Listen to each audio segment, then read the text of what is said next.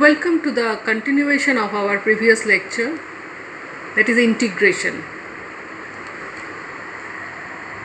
In our previous lecture we have learned about what is integration and about this example benzyl acetate. You can see the area under the peak is 55.5%, it is for 22%, it is nearly 33%.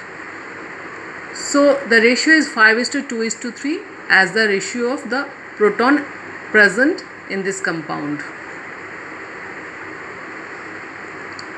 If we use FT NMR, that is Fourier transform NMR, a more precise instrument, and assuming there is a CH3 is present, we can divide 33% with 3 and we will get 11.3, and by dividing all values with this digit we will get 3, 1.9, that is approximately it is 2 and it is 5. So the number of protons 3:2:5. It is by digital integration. So we can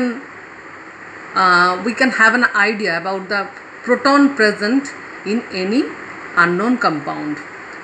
Another example is phenylacetone. You can see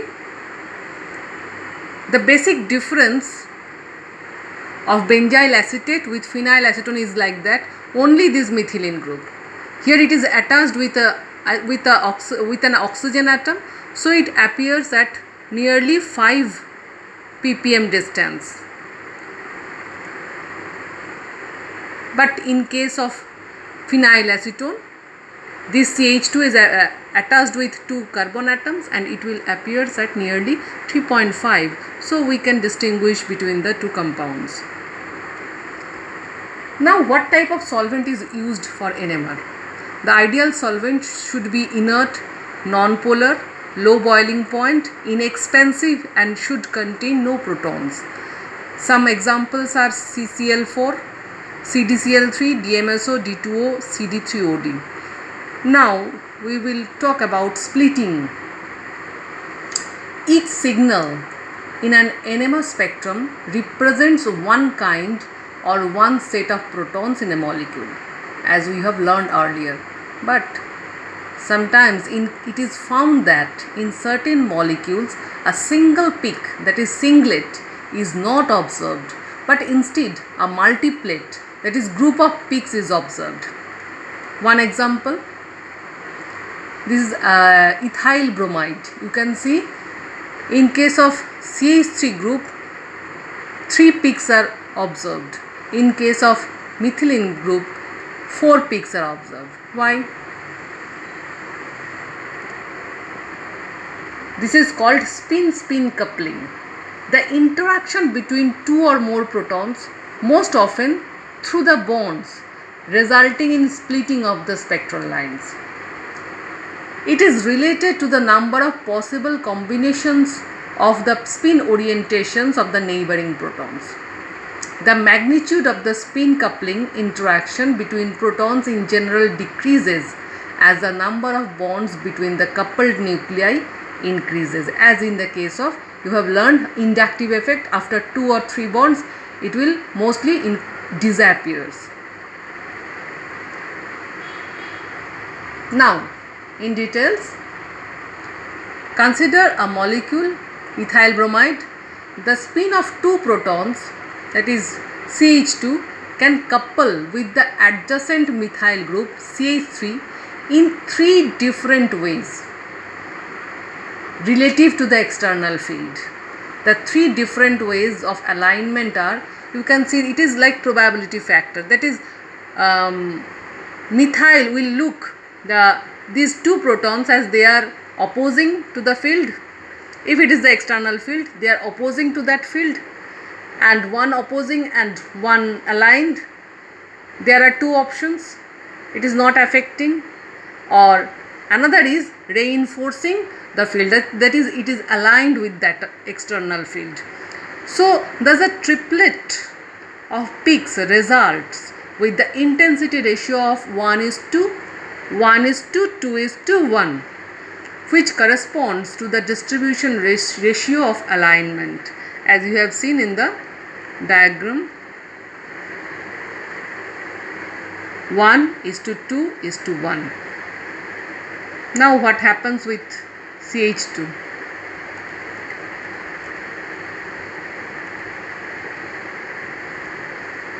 Similarly, the spin of 3 protons, that is methyl, can couple with the adjacent methylene groups in 4 different ways relative to the external field. You can see all 3 protons are strongly opposing. Here weakly opposing because 2 is opposing and 1 is aligned, and there are 3 options, there are 3 probabilities. And weakly reinforcing, that is 2 aligned with 1 opposing, and there are 3 possibilities also, and all 3 are strongly reinforcing with the external field. So thus a quartet of peaks results with an intensity ratio 1:3:3:1, which corresponds to the distribution ratio of all the alignment.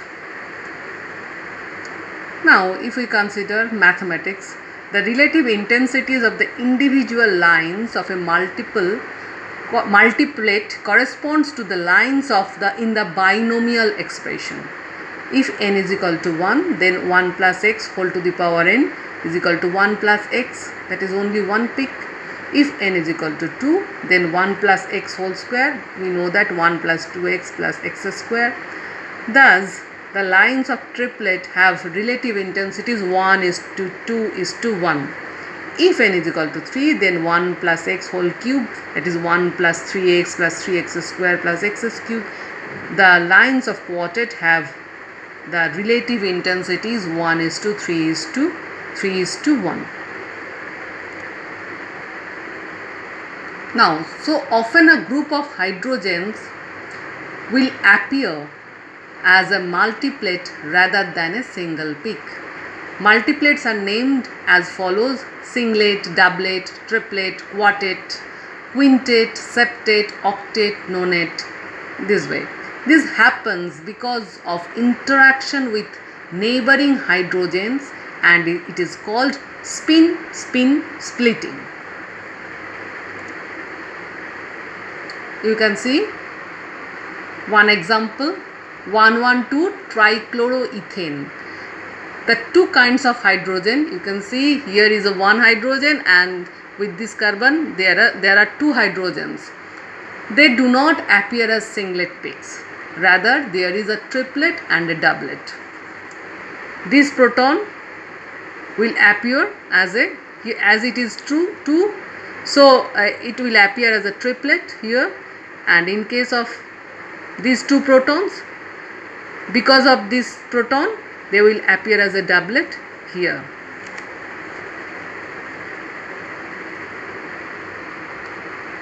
The sub-peaks are due to spin-spin splitting and are predicted by the n+1 rule. We will learn about it. What is n+1 rule?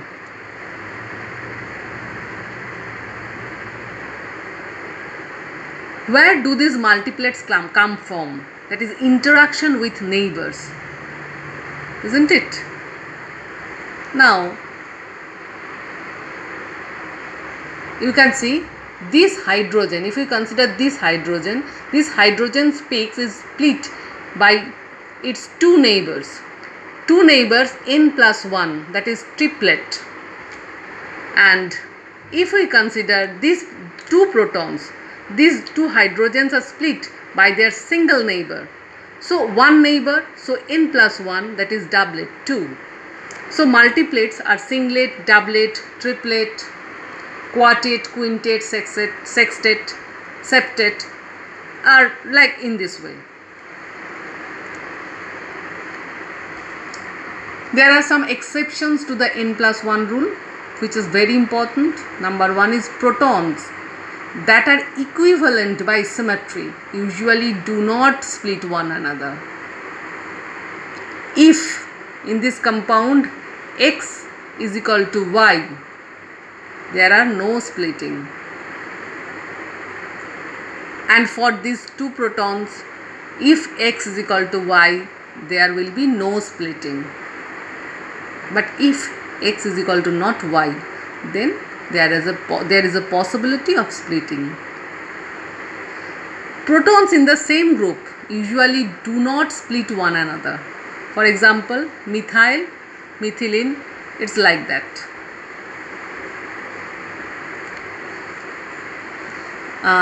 Number 3, the n+1 rule applies principally to protons in aliphatic saturated chains or on saturated rings.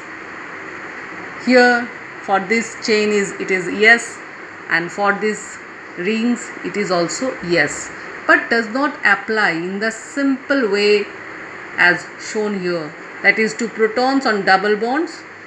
Here it is no, or in case of benzene it is also a no splitting. Now intensities of multiplet peaks, that is Pascal triangle. Here is the triangle, you can see. For singlet it is only one peak. In case of doublet the peak height will be similar. In case of triplet it is intensity like 1:2:1. In case of quartet it is 1:3:1. In case of quintet it is 1:4:6:4:1. In case of sextet it is 1:5:10:10:5:1, and it is like that.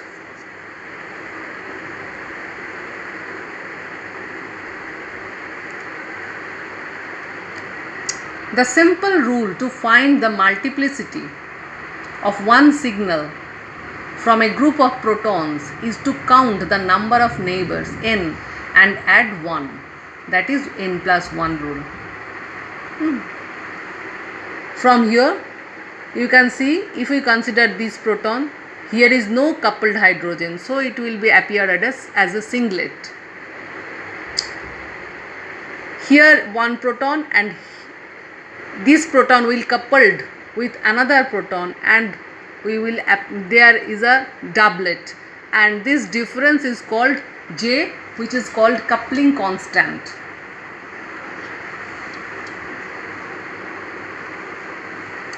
If there are two protons, so we will get a triplet here.